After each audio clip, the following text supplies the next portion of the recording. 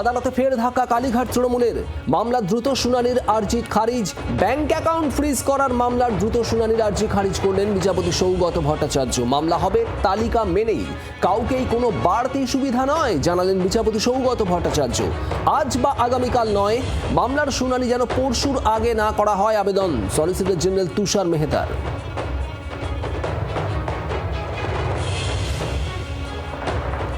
জমি দুর্নীতিকাণ্ডে হাইকোর্টে অতীন ঘোষ।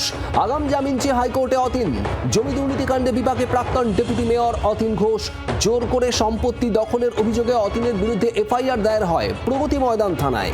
মামলা দায়েরের অনুমতি বিচারপতি শুভ্রা ঘোষের। চলতি সপ্তাহে শুনানির সম্ভাবনা।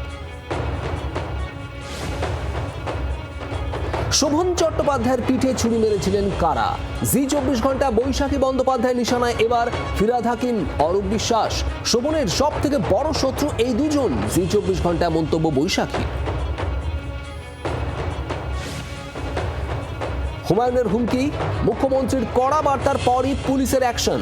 হুমকি মামলায় 3 জনকে গ্রেপ্তার করল পুলিশ।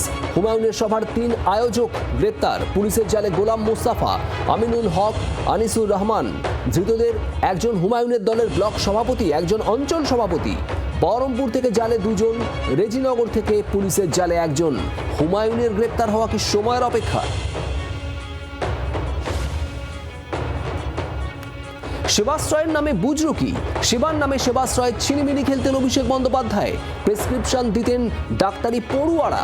5 থেকে 10% ছিল স্বীকৃত চিকিৎসক, বাকিরা সব ছাত্র। হোমিওপ্যাথিক চিকিৎসকদের মডার্ন মেডিসিনের প্রেসক্রিপশন।